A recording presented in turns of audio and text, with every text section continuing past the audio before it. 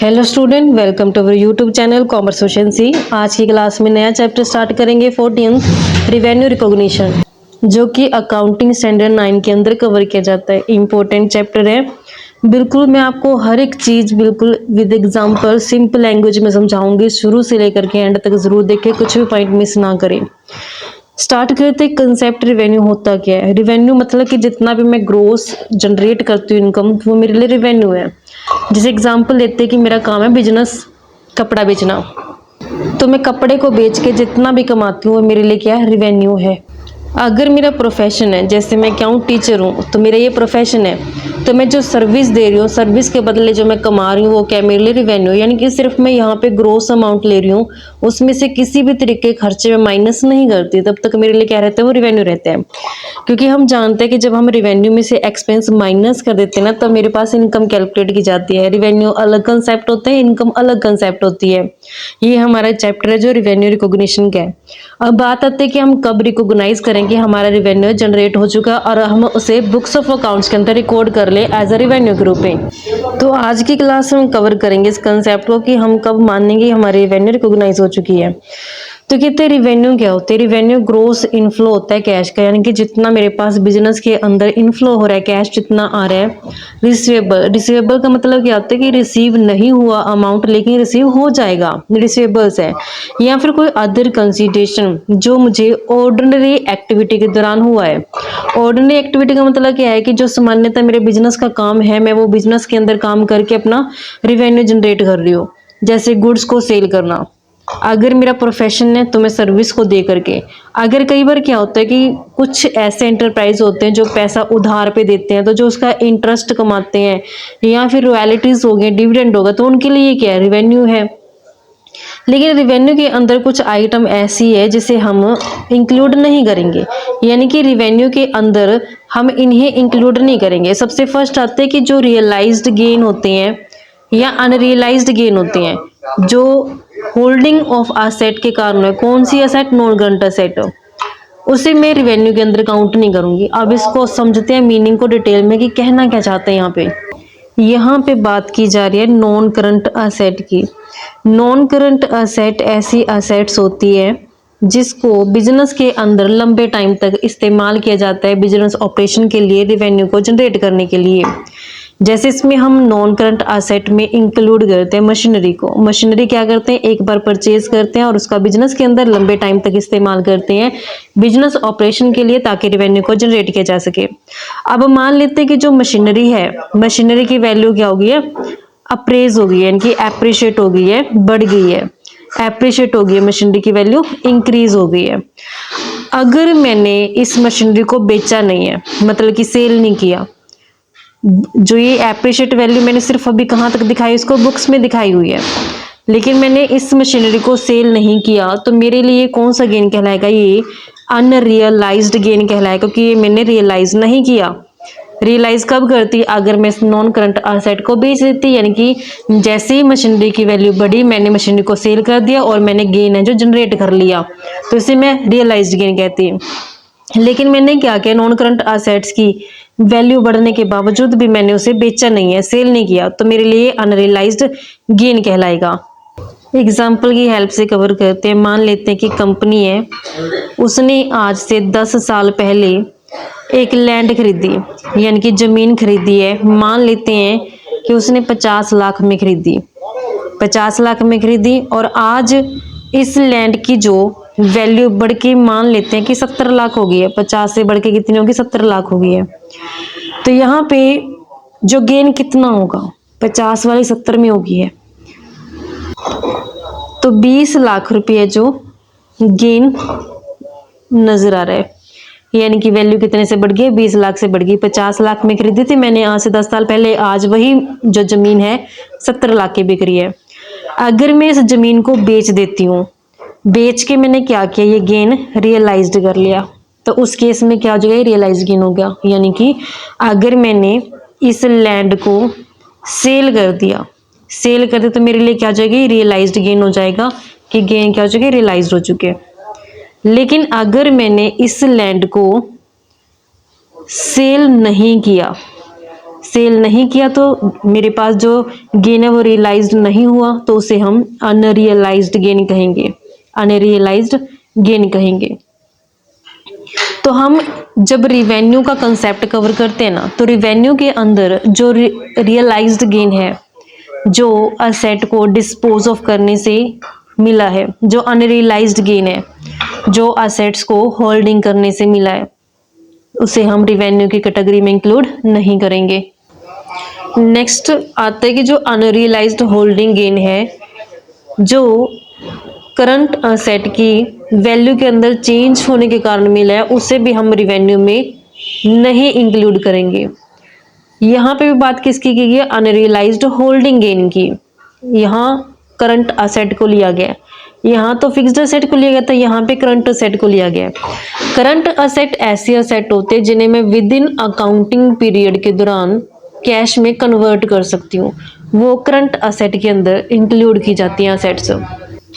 Current asset की value increase हो गई है, लेकिन फिर भी हमने क्या किया, उसको रियलाइज नहीं किया, तो मेरे लिए वो अनरियलाइज्ड होल्डिंग गेन हो जाएगा। एग्जाम्पल की हेल्प से समझते हैं। यहाँ पे एग्जाम्पल लेते हैं क्लॉथ बिजनेस का। मान लेते हैं कि मेरे कपड़े का बिजनेस है और मैं टी शर्ट बेच रही हूँ। मेरे पास टी शर्ट का जो इन्वेंट्री है वो पड़ा है, कि मान लेते कि मैंने जो टी शर्ट खरीदी है वो 1000 टी शर्ट खरीदी है और 400 रुपये की एक है, तो टोटल 4 लाख रुपए हो गई मेरी खरीद, यानी कि जो मैंने परचेज की है वो कितने की है, मेरे पास 4 लाख रुपए की है। अब मान लेते हैं कि इस टी शर्ट की मार्केट के अंदर जो डिमांड है वो इंक्रीज होगी। हम जानते हैं कि डिमांड इंक्रीज होने से प्राइस भी इंक्रीज हो जाते हैं। जिस टी शर्ट का प्राइस 400 था, अब मान लेते हैं कि वो 500 रुपये की हो गई है। मार्केट के अंदर कितने की बिक रही है? वो 500 की बिक रही है। लेकिन हमने क्या किया, अभी तक वो टी शर्ट जो सेल की नहीं है, होल्ड कर लिया स्टॉक। तो उस केस में मेरे पास जो अनरियलाइज्ड होल्डिंग गेन कितना हुआ, 400 से बढ़ के प्राइस कितना होगा 500, 100 रुपये से बढ़ गया प्राइस। और टोटल कितनी टी शर्ट थी मेरे पास? 1000 थी, 1000 टी शर्ट थी, तो टोटल 1 लाख रुपये मेरे पास अनरियलाइज्ड होल्डिंग गेन कहलाएगा। क्योंकि इन्वेंट्री किस में आता है? करंट असेट में आता है। कि मेरे पास इन्वेंट्री था, 1000 टी शर्ट थी, 400 रुपये की मैंने खरीदी थी, तो मेरे पास टोटल 4 लाख रुपये परचेज होगी। जैसे ही मार्केट के अंदर डिमांड इंक्रीज हुई तो प्राइस 400 से बढ़ के कितना हो गया? 500 हो गया। लेकिन मैंने इस इन्वेंट्री को क्लियर करने के बजाय होल्ड कर लिया, यानी कि सेल नहीं किया, अभी तक मैंने होल्ड किया हुआ है।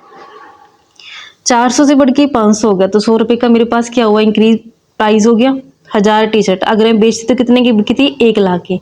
लेकिन मैंने मार्केट के अंदर अभी तक टी शर्ट को सेल किया नहीं है, तो मेरे लिए क्या ये 1 लाख रुपये अनरियलाइज्ड होल्डिंग का मतलब यह है कि मैंने अपने पास रख रखा है, इस टी शर्ट को बेचा नहीं है, तो होल्डिंग है मेरे लिए गेन, यानी कि मैंने क्या ये गेन हो गया इंक्रीज प्राइस होने से, तो मेरे लिए अनरियलाइज्ड होल्डिंग गेन कहलाएगा 1 लाख रुपये।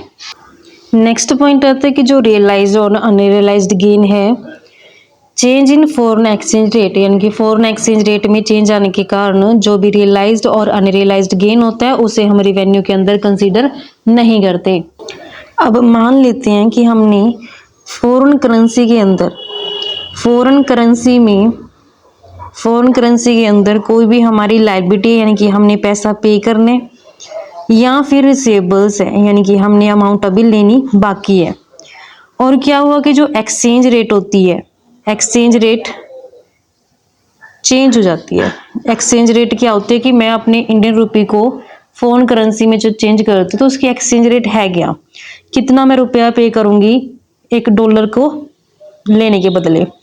तो अगर एक्सचेंज रेट के अंदर या तो इंक्रीज हो गया या हो गया डिक्रीज, क्योंकि एक्सचेंज रेट चेंज होती रहती है, या तो बढ़ सकती है, कमी हो सकती है।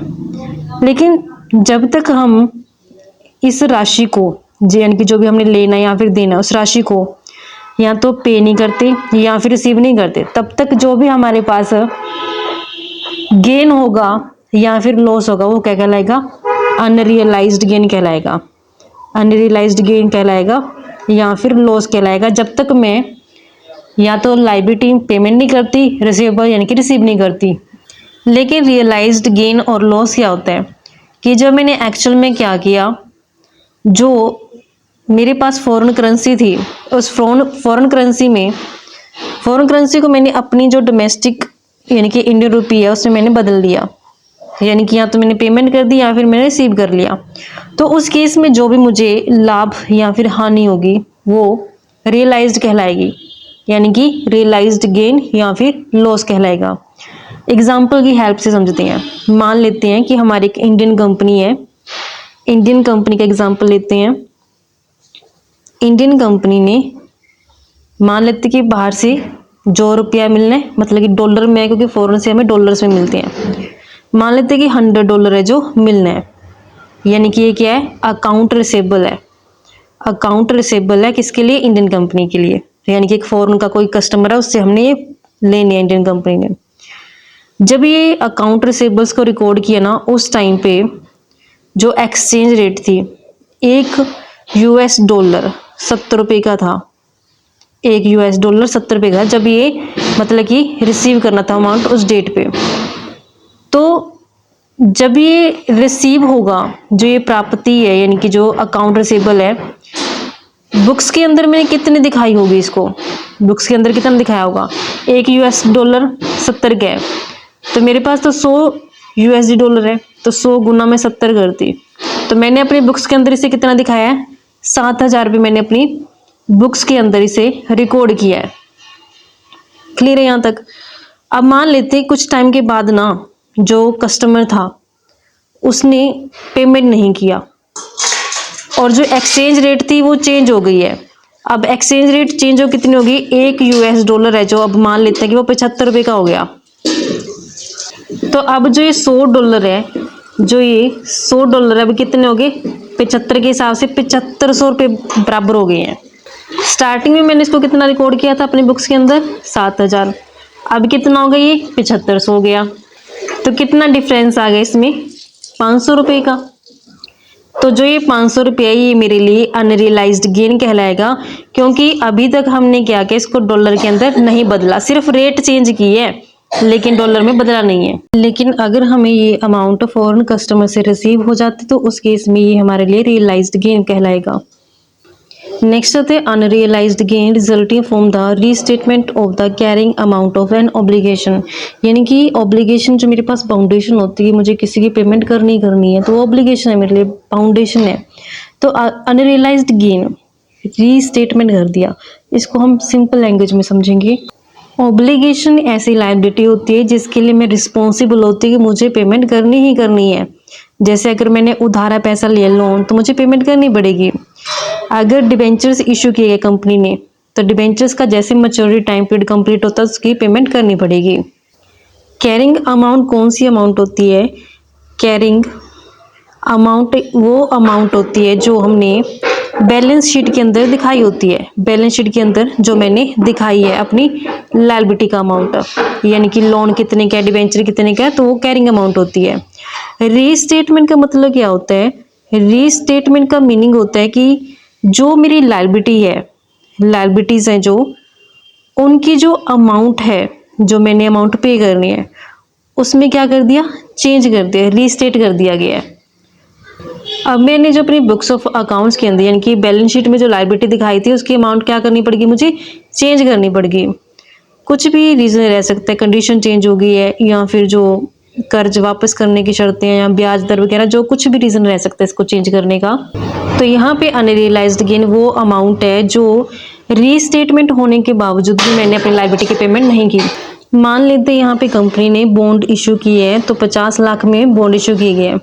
तो बॉन्ड होल्डर कहता है कि जैसे टाइम पीरियड पूरा होता है कि आप 50 लाख रहने दो, आप 49 लाख की पेमेंट कर दो। तो यहाँ पे 1 लाख रुपए क्या कर दिया, उसने लायबिलिटी को कम कर दिया। 1 लाख रुपए क्या होगा, बेनिफिट हो गया यहाँ पे कंपनी को। अगर अब कंपनी 49 लाख की पेमेंट कर देती है तो जो 1 लाख का उसे फायदा हुआ है तो ये उसके लिए रियलाइज्ड गेन बन जाएगा। अगर कंपनी 49 लाख की पेमेंट नहीं करती तो ये जो 1 लाख है ये उसके लिए अनरियलाइज्ड गेन बन जाएगा, क्योंकि रियलाइज अब नहीं होगा, क्योंकि रियलाइज कब होता है, जब वो पेमेंट करेगी। अगर नहीं करती तो वो अनरियलाइज्ड गेन है। तो इन सभी पॉइंट्स को हम रिवेन्यू की डेफिनेशन के अंदर इंक्लूड नहीं करेंगे। अब बात आती है रिवेन्यू को रिकॉग्नाइज करना, कि हम कब माने कि हमारी रिवेन्यू जनरेट हो चुकी है और उसे हम बुक ऑफ अकाउंट के अंदर रिकॉर्ड कर लें। तो यानी कि जो रिवेन्यू रिकॉग्नाइजेशन मेनली किससे जुड़ी होती है, टाइमिंग से, यानी कि किस टाइम पे मैं मानूं कि मेरी रिवेन्यू जनरेट हो चुकी है और उसे मैं statement of profit and loss account में दिखा दूं। जो अमाउंट होती है रिवेन्यू की अराइज तब होते जब ट्रांजेक्शन की जाती है, जब दो पार्टीज के बीच में एग्रीमेंट होता है किसी ट्रांजेक्शन को लेकर के, तब हम मानते हैं कि अमाउंट है जो रिवेन्यू का वो अराइज हो चुका है। अगर कुछ अनसर्टेनिटीज एग्जिस्ट करती हैं, यानी कि कुछ अनिश्चितता है अमाउंट की डिटर्मिनेशन को लेकर के, क्योंकि यहाँ पे भी क्लियर डिफाइन ही नहीं है कि कितना अमाउंट है रिवेन्यू का जो जनरेट हो सकता है और कितनी उससे कॉस्ट जुड़ी हुई है, इन सभी चीज़ों के रिगार्डिंग अगर अनसर्टेनिटी रहती है ना, अनिश्चितता रहती है, तो उस केस में फिर हम रिवेन्यू को रिकॉग्नाइज करने में दिक्कत महसूस करते हैं। कब मानने की हमारी रिवेन्यू रिकॉग्नाइज हो चुकी है और हम उसे बुक्स ऑफ अकाउंट्स के अंदर रिकॉर्ड कर लें, अगर हमें सर्टेनिटी है, निश्चितता है कि हाँ ये एग्रीमेंट किया गया इस ट्रांजेक्शन को लेकर के, ये ट्रांजेक्शन इस डेट को हो जानी है, तो हम मान लेंगे कि हाँ हमारी रिवेन्यू रिकॉग्नाइज हो चुकी है। जैसे एग्जाम्पल के लिए एक तरफ हम सेलर लेते हैं, एक तरफ हम बायर लेते हैं। सेलर ने गुड्स को क्या किया, सेल किया। तो अब हम किस टाइम पे मानेंगे कि हमारी रिवेन्यू जनरेट हो चुकी है, तो जैसे ही सेलर अपने गुड्स का पोजेशन ट्रांसफ़र करेगा, पोजेशन प्लस उसकी जो ऑनरशिप है, ऑनरशिप ट्रांसफ़र होते ही हम क्या मानेंगे कि रिवेन्यू जनरेट हो चुका है, क्योंकि जैसे ही सेलर ने गुड्स का ऑनरशिप ट्रांसफ़र किया बायर के पास, तो अब मालिकाना हक किसको मिल गया, बायर को, यानी कि अब ऑनर कौन बन गया उस गुड्स का, बायर बन गया। तो बायर जो होता है वो लीगली बाउंड हो जाता है पेमेंट करने के लिए किसको, सेलर को। एग्जाम्पल लेते कि इन दोनों के बीच में मान लेते कि ट्रांजेक्शन हुई है 1 जनवरी को, और जो गुड्स मान लेते कि सप्लाई की गई वो की गई 1 अप्रैल को, और मान लेते हैं कि जो अमाउंट रिसीव हुआ है वो मान लेते कि हम सितंबर को हुआ है, यानी कि ट्रांजेक्शन की गई है, गुड्स सप्लाई की गई है और ये अमाउंट रिसीव हुआ है। अब हम किस टाइम पे मानने की रिवेन्यू जनरेट हो गया, तो जिस डेट को गुड्स सप्लाई की गई है, जिस डेट को गुड्स की ऑनरशिप ट्रांसफ़र की गई है, सेलर ने बायर को जब गुड्स का ऑनरशिप ट्रांसफ़र कर दिया, तो उस डेट को मानने की हमारी रिवेन्यू क्या हो चुकी है, रिकॉग्नाइज हो चुकी है, ना कि जब हमें एक्चुअल में अमाउंट रिसीव हुआ हो। फीचर्स क्या हैं अकाउंटिंग स्टैंडर्ड 9 के। अकाउंटिंग स्टैंडर्ड 9 किससे जुड़ा हुआ है, रिवेन्यू रिकॉग्नाइजेशन से। जो अकाउंटिंग स्टैंडर्ड 9 ने ये डील करता है कि वो बेस देता है, आधार बनता है किसके लिए, रिवेन्यू को रिकॉग्नाइज करने के लिए, कि कब रिवेन्यू को रिकॉग्नाइज करें, हम statement of profit and loss account में दिखाएं। जो स्टैंडर्ड है ये रिकॉग्नाइज करता है कि रिवेन्यू अराइज हो चुकी है नॉर्मल कोर्स के दौरान, यानी कि ऑर्डिनरी जो एक्टिविटी होती है बिजनेस में उसके दौरान जो रिवेन्यू रिकॉग्नाइज की जा चुकी है। जैसे अगर मैं गुड्स बेचती हूँ तो गुड्स को सेल करके पैसा आया तो यानी रिवेन्यू जनरेट हो गया। अगर प्रोफेशन है सर्विस को दे करके, या फिर कई बार क्या होता है कि अनदर एंटरप्राइज होते हैं जिसका काम होता है जैसे उधारा पैसा देना लेना इस तरीके से, तो उनके लिए रिवेन्यू क्या होते हैं, इंटरेस्ट, रॉयल्टी, डिविडेंड वगैरह।